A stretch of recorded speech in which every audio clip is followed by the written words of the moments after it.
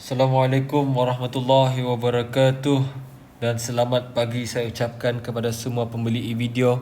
Bersambung semula kita di chapter 3 part yang keempat, tak silap saya. Ini part yang keempat. So kita sambung balik dalam topik di mana tempat marking bermula, di manakah bermula itu sebenarnya, di manakah tempat bermula, apakah yang dimaksudkan tadi, pelajaran yang tadi dimaksudkan bermula. Seperti biasa saya cakap, bermula ini adalah support dan resistance. Di mana bermulanya jatuh dan di mana bermulanya naik, itu adalah support dan resistance. Di mana tempat support dan resistance ini adalah tempat kita nak melakukan order ataupun melakukan enter position kita, buy atau sell.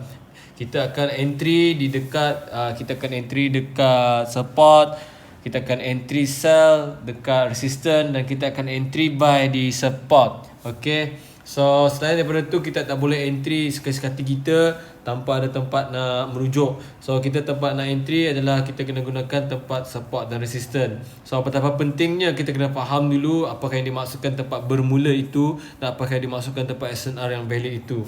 So saya nak straight to the points. Saya nak explain sedikit, serba sedikit berkenaan dengan time frame, which is di time frame ni kenapa diciptanya time frame ini. Ada M1, ada M5, ada M15, ada M30, ada H1, ada H4, dan ada daily one, ada weekly dan ada monthly. So ada orang yang trading yang minat kepada swing, ada orang yang minat kepada scalping, ada orang ada yang minat pada intraday. So itu terpulang kepada individu masing-masing, di mana dia nak melakukan entry dia lah. So apa yang saya nak bicarakan sekarang ini berkenaan time frame. Okay, berkenaan time frame, kita ada M1. Okay, kita ada M1. Kita ada M5. Kita ada M15. Kita ada M30. Kita ada H1. So dalam M1, M5, M15, M30 dan H1 ini adalah lower time frame. Kita panggil ianya adalah lower time frame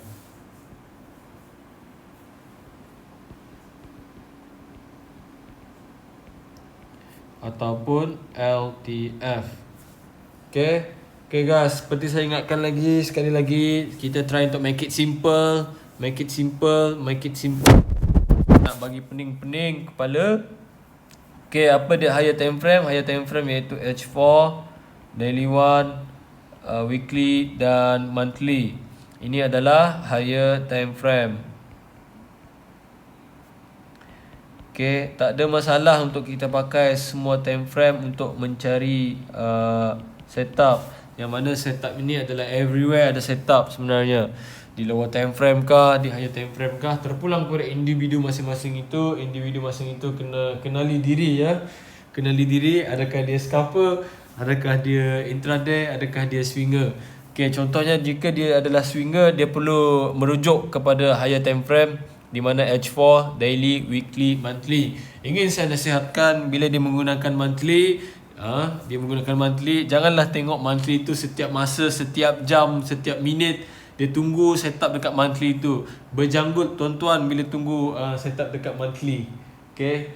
So kita cukup marking mungkin sebulan sekali ataupun seminggu sekali untuk melawat time frame monthly ini.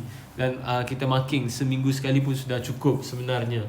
Tak perlu kita nak tengok setiap masa. Sama juga dengan weekly, kita boleh tengok dia dalam seminggu sekali. Seminggu sekali ya. Okay. Dan dalam daily pun kita boleh tengok hari-hari, dan cukup dalam sekali sehari kita tengok untuk marking. Dan H4 ni dia tak laju sangat, dia taklah macam terlalu perlahan sangat, dia adalah medium lah. So H4 ini sesuai untuk bagi yang intraday ataupun swinger juga sebenarnya. So apa yang kita perlu fahamkan adalah apa dia support resistance itu tadi. Yang baru ni saya terangkan berkenaan time frame. Contoh macam kita menggunakan lower time frame, tak ada masalah sebenarnya. Bila kita nak trading di M1 pun tak ada masalah, di M5 tak ada masalah, M15 tak ada masalah sebenarnya di lower time frame.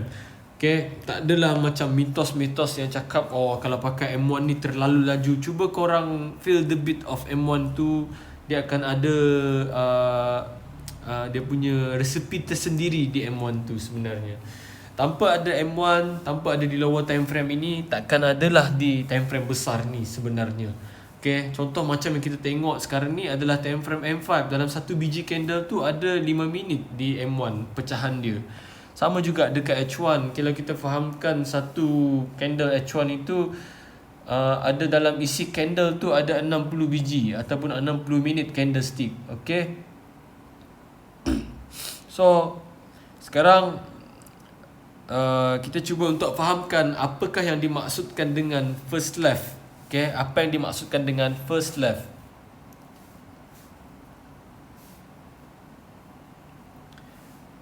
Okay, yang dimaksudkan dengan first left tadi,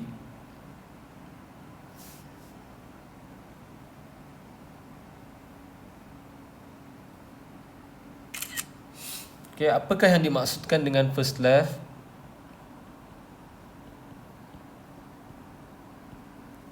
Okay, apa yang dimaksudkan dengan first left ni tuan-tuan? Pelajaran ni amat penting.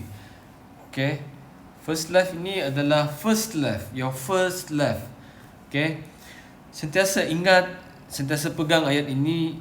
Apapun jawapan yang membuatkan candlestick ataupun harga itu naik, apapun yang membuatkan harga itu turun, adalah jawapannya di sebelah kiri anda sahaja. Jawapan dia adalah di sebelah kiri. Contohnya di sini, kenapa berlakunya kejatuhan ni? Kenapa berlakunya kejatuhan ini? Dan kenapa berlakunya kejatuhan di sini? Adalah jawapannya adalah di sebelah kirinya, di sebelah kirinya, di sebelah kirinya. Cumanya kita nak fahamkan apakah yang dimaksudkan dengan first left, apakah yang dimaksudkan dengan first left itulah sebenarnya. Okay, contoh macam ni, kenapa dia bermula naik di sini adalah sebab di sebelah kirinya. Kenapa dia bermula naik daripada sini adalah sebab di sebelah kirinya. Dan apa kenapa sebab ni dia ada sebelah kirinya, semua ini adalah jawapan dia adalah sebelah kiri sahaja, on the left, on the first left, on the first left. Okay, remember on the first left. Okay, so now contoh macam di sini,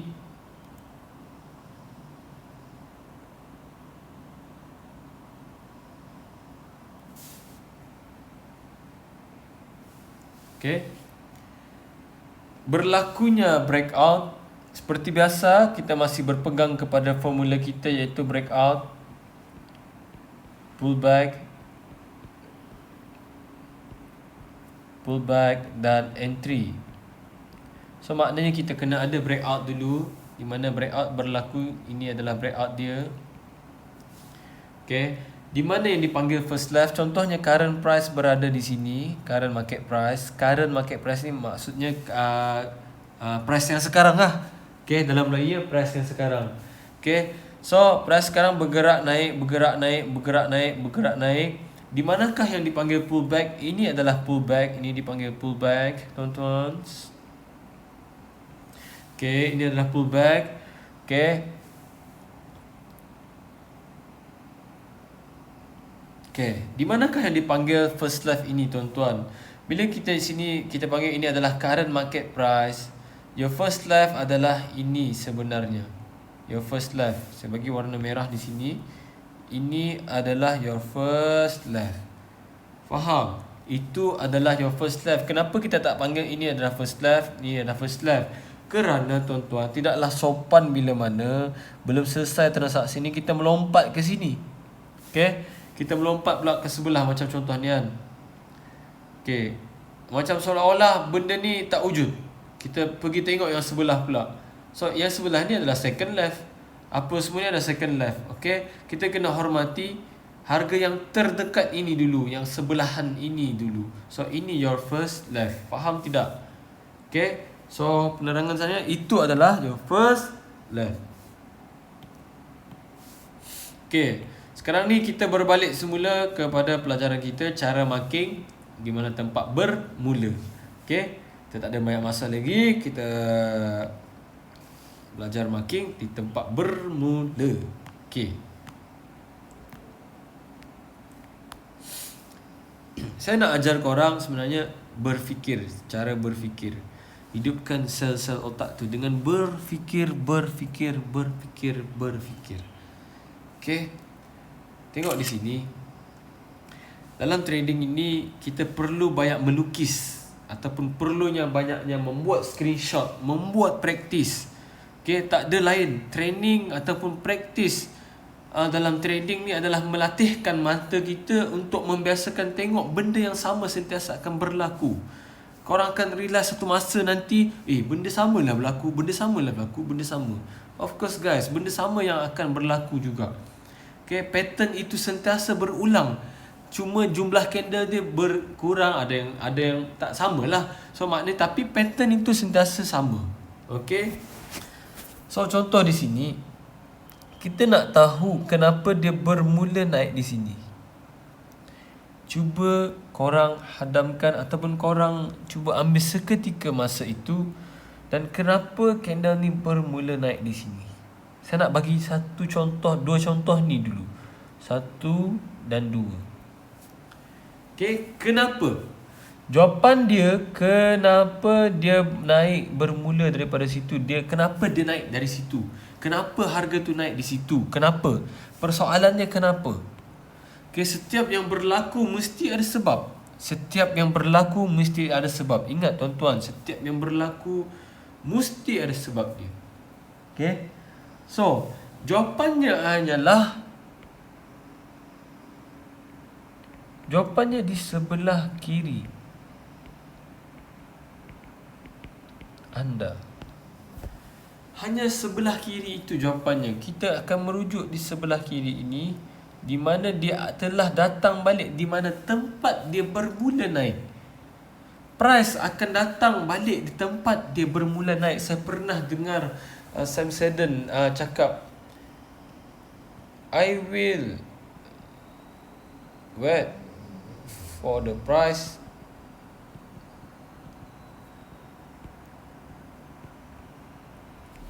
come back to me.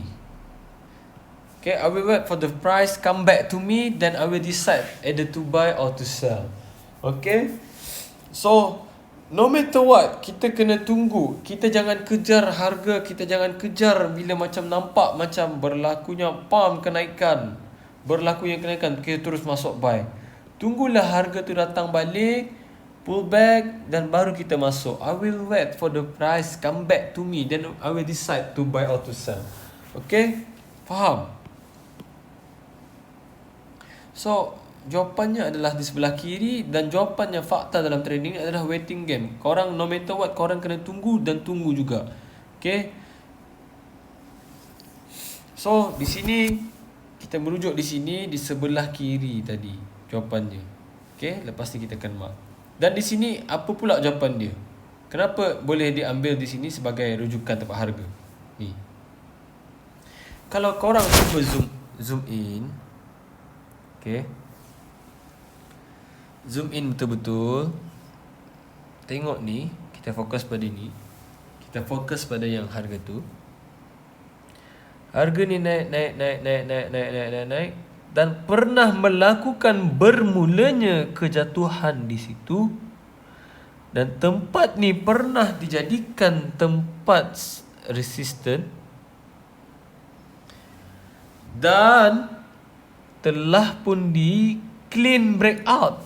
Tak direspect tempat harga itu, di mana tempat ni dijadikan tempat resisten. Sebenarnya resisten adalah untuk tempat nak sell. Telah pun di clean breakout. Okay, di breakout, ini dipanggil breakout, dan tempat tu dijadikan resisten. Ini become support untuk buy. Okay, this is my favorite entry. Tempat resisten become support ni tak pernah pun sekali dia disentuh. Maksudnya disentuh tu dia pernah bermula jatuh, tak pernah ada dia membuat rejection ke apa di situ. Dia terus clean breakout syaratnya. Dia kena clean breakout dan dia datang balik, respect balik harga tu, ambil balik dan buy. Faham? Itulah function resistance become support dan support become resistance yang saya terangkan sebenarnya tadi. Sebab itulah kita tak perlu sebenarnya kita perlu sebenarnya memahami setiap pergerakan candle itu sebenarnya. Okay, sekarang ni kita cuba marking.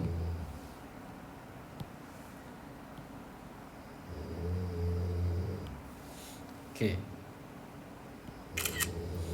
Apa yang kita perlukan di sini adalah tempat bermula. Okay. Bermula. Okay. Bermula.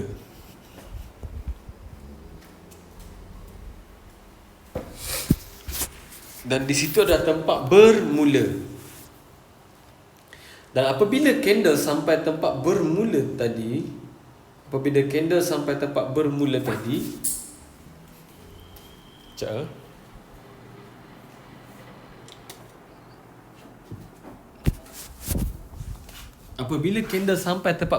tadi, itu adalah tempat entry. Dan tempat entry kena wajib ada apa tuan-tuan? Tempat entry kena wajib ada confirmation. Apa confirmation dia? Okay.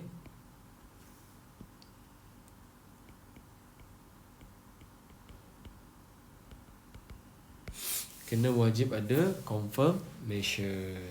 Okay, confirmation dia apa? Dia contoh macam ni. Dia bermula naik. Okay.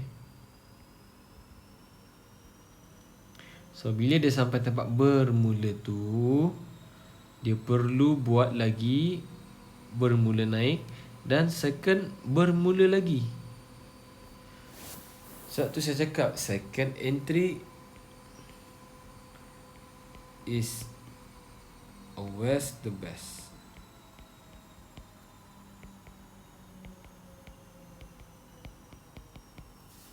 Faham? Okay. So, mari kita tengok di lower time frame. Contohnya di entry ni, macam mana nak tengok confirmation? Itulah pentingnya multi time frame. Kita nak tengok di isi kandungan ni, di lower time frame, apa dia cipta di sana. Okay. We go to M15. Tengok apa dia buat. Nampak tak? Dia bermula naik di situ. Okay. Dia bermula naik di sini. Dan candle datang. Entry. First entry boleh. Masuk first entry. Kena guna low risk punya money management. And then, cuba tengok di sini.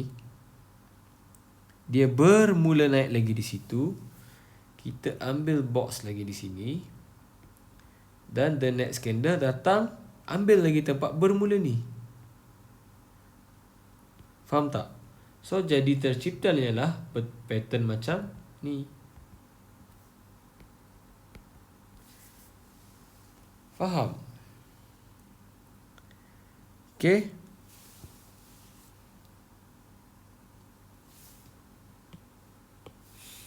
So, that one, ulang balik that video. It's a simple sebenarnya.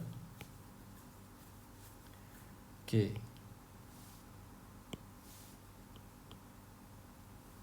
Cuba kita belajar berfikir yang ni. Kenapa dia buy dekat sini? Dan naik terus dekat situ. Cuba tengok, kita zoom in. Nampak tak korang? Ni. Candle yang panjang shadownya tu. Kalau korang ambil feel the beatnya, dia pernah naik sampai di situ dan bermula jatuh secara drastik. Okay. Dan tempat tu sepatutnya dijadikan tempat sell, di mana tempat bermulanya jatuh secara drastik dan telah pun di clean breakout, tak direspect. Dan tempat itulah dijadikan resistance become support. Okay. Faham?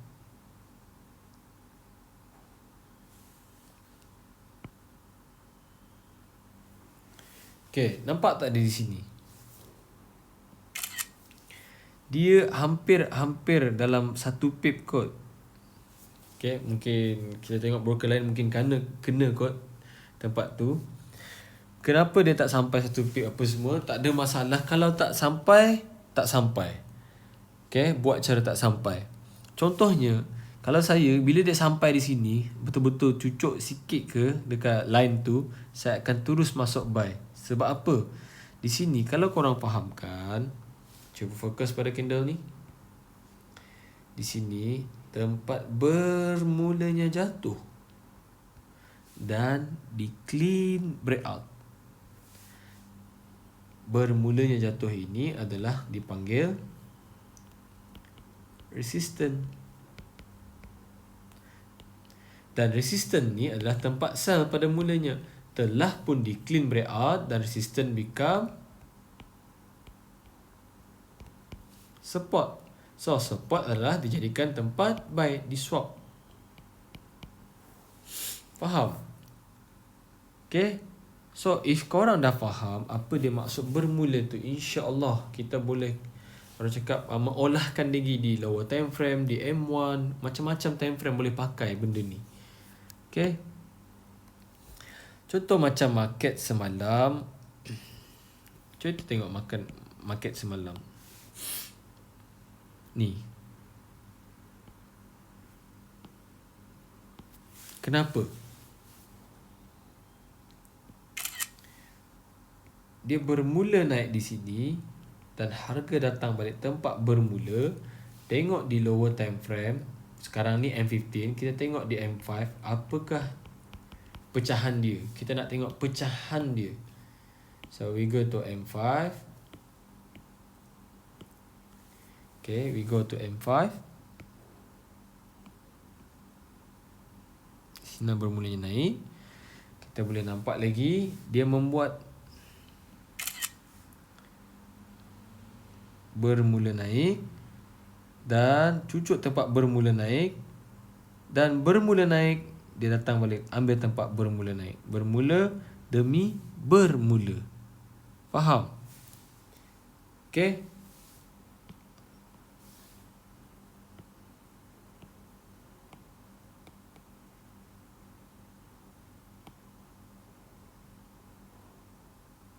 Okay. Kenapa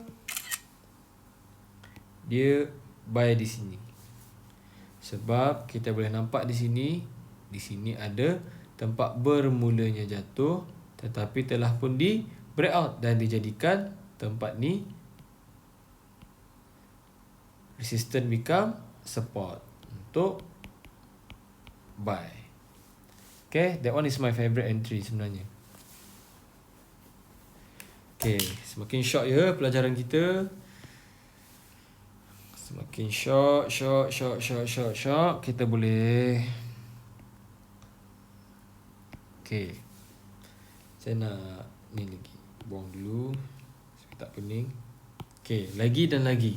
Di lower time frame, saya pakai lower time frame je.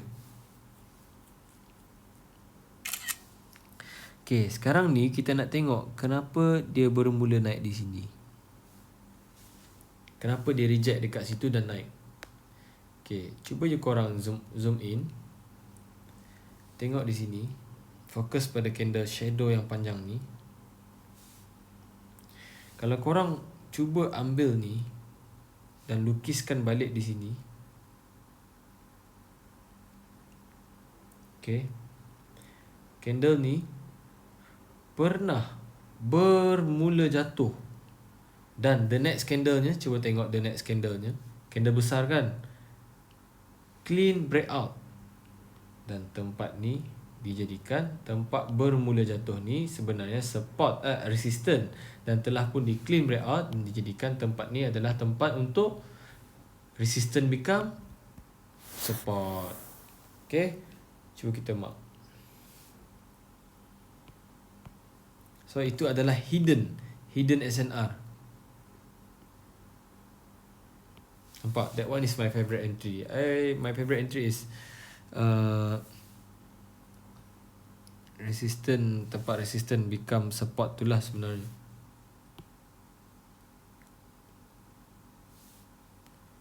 Okay. Boleh tangkap semua? Okay, lagi. saya ingin menerangkan berkenaan ni.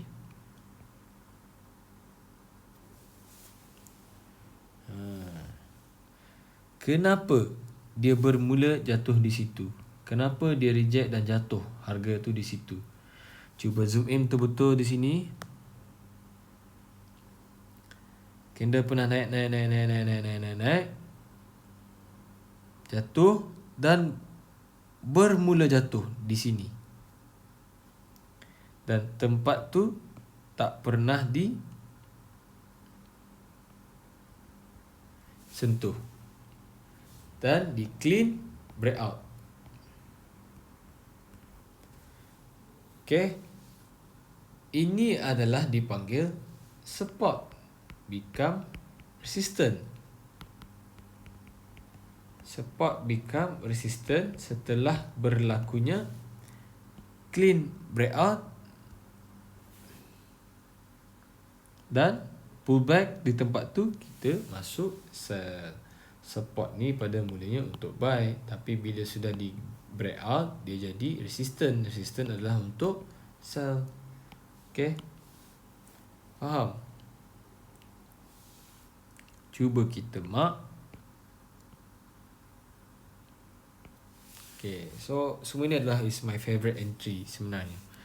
Okay, dan lagi ini pun sama juga cerita dia. Dia pernah bermula naik di situ. Bermula naik.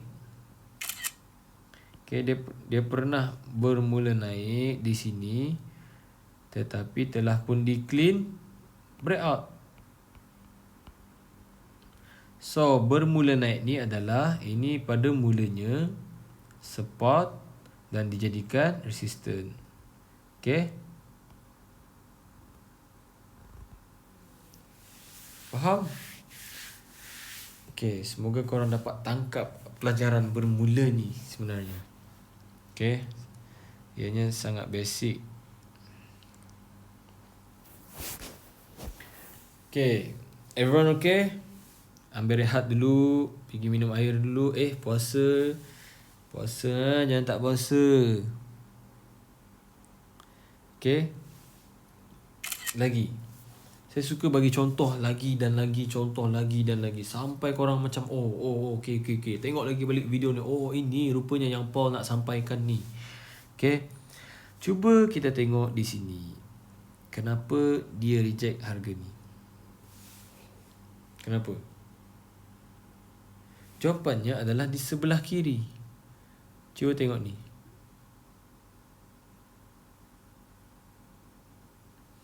Di sini tempat tengok shadow panjang tu pun dah nampak. Tempat bermulanya jatuh di situ secara drastik dan telah pun di clean breakout. BO ni breakout. Di sini resistant. Saya bagi R. Dan tempat resistant dijadikan support. Okay. Breakout, pullback, entry. Faham?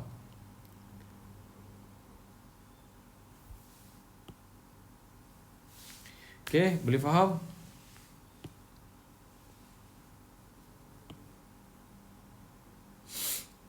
Boleh faham tak? Okay, rehat dulu.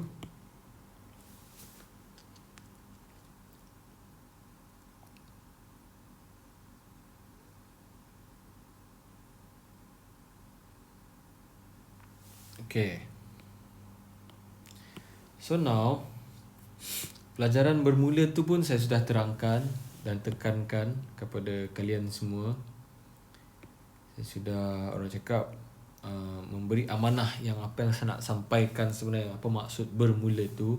Bermula demi bermula. Okay. So harapnya dengan pelajaran simple ni kita jangan cuba untuk jadikan dia complicated. Okay. Saya bagi nama bermula ni dia sebenarnya support resistant, cuma untuk membagi korang faham. Okay, untuk memberi korang untuk mudah untuk faham, terutama sekali bagi trader yang baru. Okay, trader yang baru yang berkecimpung dalam benda ni, cubalah korang try to make it simple. Tapi saya ingin tekankan lagi apa yang saya explain tadi boleh di-apply di mana-mana time frame. Okay, tak ada masalah sebenarnya.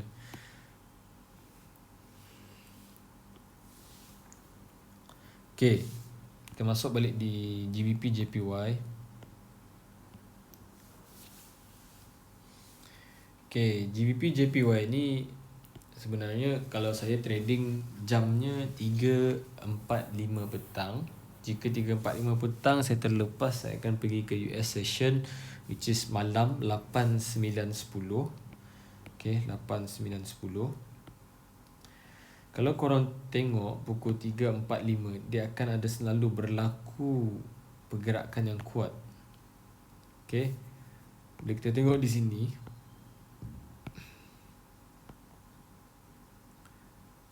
di period separators line ni adalah pukul 5 pagi Malaysia, di mana market bermula 5, 6, 7, 8, 9, 10, 11, 12, 13, 14, 15, di mana di sini bermulanya kenaikan.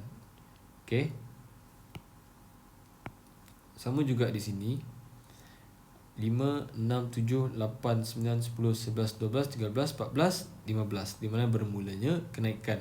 Kalau macam korang just target for daily income ataupun harian, income harian, bagi saya, kalau macam saya akan fokus pada 3, pukul 4, pukul 5, macam just want to get 100 USD, want to get 1000 USD.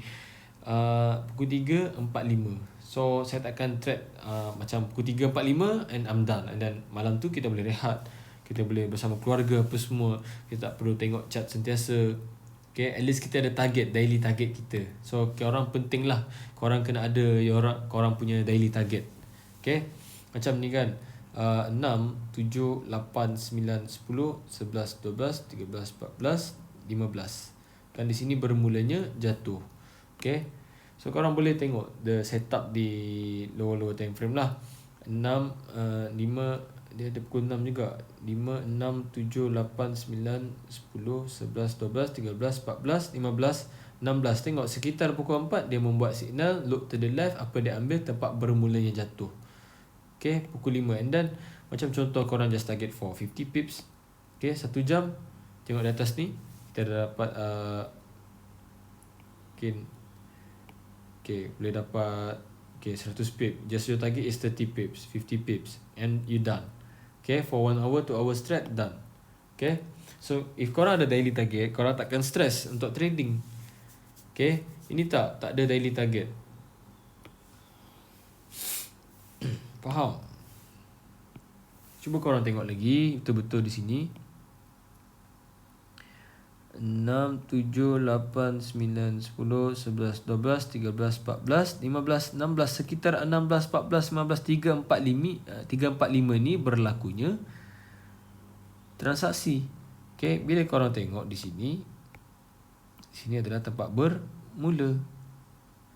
Okay, di tempat bermula you can buy di sini pukul ngam-ngam lah. Bila ngam-ngam dia datang pukul 3.45 di tempat support and resistance, di mana tempat bermula. Okay, pukul 4, 5, 6 sambung sell di mana tempat bermula jatuh di sini, dan sell. Faham? So bila korang ada time, bila korang ada masa yang tertentu untuk trade, korang takkan stress. Okay, korang akan lebih, orang cakap, tenang untuk melakukan decision, and then korang daily target, tak stress, dapat daily target macam contoh 1000 USD per day, 500, 150, whatever your punya daily target, you withdraw on that day. You kena wajib withdraw kan, you kena jadikan prinsip untuk korang untuk withdraw hari-hari. Hari ni orang ada dapat profit tapi untuk withdraw takut. Okay, tak faham. So itu adalah penerangan saya bagi chapter 3 dan 4, chapter 3 part 4. Alright, okay, itu saja. Assalamualaikum warahmatullahi wabarakatuh.